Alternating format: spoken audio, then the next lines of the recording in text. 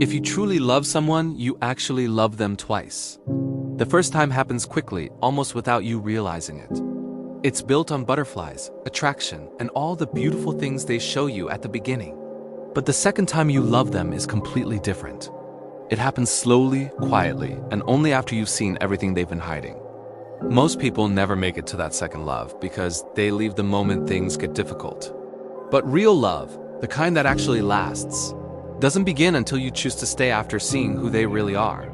Today, I want to talk about what it truly means to love someone twice, and why the second time is the only one that actually matters. Falling for the version they show the world. The first time you love someone feels effortless. You're completely drawn to their smile, the way they laugh at your jokes, the way they move through the world with this energy that just pulls you in. You notice the way they talk with their hands when they get excited, or the way they say your name like it actually means something special. Everything about them feels magnetic. And being around them makes you feel alive in a way you haven't felt in a long time. This version of them is incredibly easy to love because it's the version they show to the world. It's polished, confident, and put together. They seem like they have everything figured out, and you can't help but be attracted to that. Psychologically, your brain is flooding you with dopamine and oxytocin, creating this intense feeling of connection and euphoria. You're seeing them through a filter where flaws look like charming quirks, and red flags feel like interesting complexity. But here's what you don't realize in this stage. You're not actually loving the real them yet. You're loving the highlight reel, the best version they're capable of showing you. The carefully constructed image they present when they feel safe and in control. And falling for this version is easy because it doesn't come with baggage, trauma, or any of the messy human struggles we all carry. But people aren't highlight reels, and eventually the real person underneath has to emerge. When you start seeing who they really are, then time passes and slowly the mask starts to come off. You begin noticing things they were hiding at the beginning. You see their anxiety surface in ways you didn't expect, watching them spiral over situations that seem small to you but feel overwhelming to them. You realize they need constant reassurance, not because they're being dramatic, but because somewhere along the way someone taught them they weren't enough. Their trust issues start showing up in uncomfortable ways. They check your phone when you're not looking. They ask who you're texting with a tone that feels accusatory. They panic when you don't reply within a certain time frame. The silence between you sometimes lasts way too long, especially when they're upset. Instead of talking it out, they shut down completely, going cold and distant in a way that makes you feel locked out. You start noticing these little habits that clearly come from big scars they're carrying. They flinch slightly when you raise your voice, even if you're not angry, because someone in their past used to yell at them. They overwork themselves to exhaustion, trying to prove their worth because love was conditional growing up, and they never learned they were valuable just for existing. When they need you the most, they push you away instead of letting you in, because vulnerability has always felt dangerous to them. This is the moment where you see all the broken parts they've been carefully hiding. These are the pieces of themselves they feel ashamed of, the parts they believe make them fundamentally unlovable. And this moment right here is where most relationships end. Why people run when love gets real. Most people leave at this exact point because they realize this isn't what they signed up for.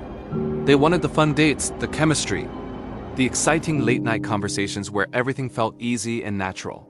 They didn't sign up for panic attacks at 2 in the morning, constant reassurance about whether you still care, emotional baggage that seems too heavy to carry, or difficult conversations about trauma they don't understand. So they start thinking maybe this person is just too damaged. Maybe they deserve someone who doesn't come with so many complications. Maybe love isn't supposed to feel this hard. They convince themselves that the right person wouldn't require this much work, that real love should feel effortless all the time. So they walk away, finding someone new who seems easier and more carefree, starting the whole cycle over again. But here's what they completely miss. Everyone has a mask they wear at the beginning. Everyone carries baggage from their past. Everyone has wounds that haven't fully healed. Some people are just better at hiding it for longer than others. Eventually, every single person you get close to will show you their real self, complete with all the messy, complicated, imperfect parts. If you run every time that happens, you'll never experience what real love actually feels like. You'll just keep falling for carefully curated versions of people without ever connecting with the actual human being underneath, when you choose them anyway. But here's where everything changes. Instead of leaving, you stay. Not because they suddenly became easier to love, but because you made a conscious choice to love the real version of them. You chose the anxious version, the guarded version, the one with trust issues and unhealed childhood wounds. You chose all of it, and that decision is when love actually begins. This is the real kind of love, the steady cut that doesn't waver when things get difficult. This is the kind of love that says, I see exactly who you are, including all the parts you think are unlovable, and I'm not going anywhere. Because real love isn't just a feeling that comes and goes based on circumstances. Real love is a deliberate decision you make every single day. It's deciding to stay present when they're hard to love. It's choosing to reassure them even when it feels repetitive and exhausting. It's committing to be patient with their healing process even when progress feels painfully slow. It's loving them through their trauma, not despite it. Understanding that their struggles are part of what shaped them into the person you care about.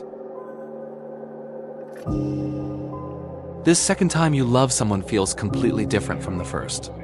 The first time was pure attraction and infatuation, that rush of chemicals in your brain creating intense feelings. The second time is genuine commitment and true intimacy. The first time you loved the idea of who you hoped they might be. The second time you loved the truth of who they actually are, with full awareness and acceptance. This love doesn't feel like butterflies and excitement. Instead, it feels like deep peace and security. It's knowing you've seen them at their absolute worst and you still choosing to be here. It's understanding they've shown you their deepest wounds and you didn't use that vulnerability against them or run away from it. It's accepting they're not perfect and never will be and realizing that's actually okay. The power of choosing someone after seeing their truth.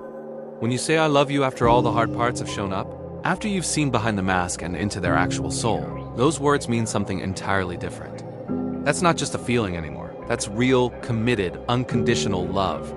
Anyone can love someone when they're happy, healthy, and easy to be around. But loving someone when they're struggling with anxiety, working through depression, emotionally distant because they're triggered, or actively healing from past trauma, that requires real strength. That takes genuine intention and conscious effort. That takes the kind of love most people never experience because they're not willing to do the work. And here's the beautiful transformation that happens when you love someone this way. When you choose them after seeing all the broken parts they tried to hide, something profound shifts in the relationship. They finally feel safe with you in a way they maybe never have with anyone before. For the first time, they realize they don't have to perform or pretend to be someone they're not. They don't need to maintain a perfect image to keep you around. They can just exist as their authentic self, flaws and all, and still be worthy of your love. That safety you create by staying is incredibly healing for them. It doesn't happen overnight, and the progress isn't always linear. But slowly their anxiety begins to lessen because they trust you're not going to leave. The walls they built to protect themselves start coming down because they finally believe you're safe. Trust gradually builds in places where it was completely broken before. All of this happens because you stayed. Not because they made it easy for you, but because you deliberately chose them anyway. If you truly love someone, you end up loving them twice. The first time is for who they appear to be when they're showing you their best self. The second time is for who they actually are, when all the masks come off and you see them completely. Most people never make it to that second love because they quit the moment things get challenging and leave, as soon as the carefully constructed image cracks. But if you stayed, if you consciously chose them after seeing everything they were trying to hide, that's not just love. That's the kind of love that genuinely changes people and creates something unbreakable. Real love was never about finding someone perfect. It's about choosing someone real, flaws and all, and loving them anyway.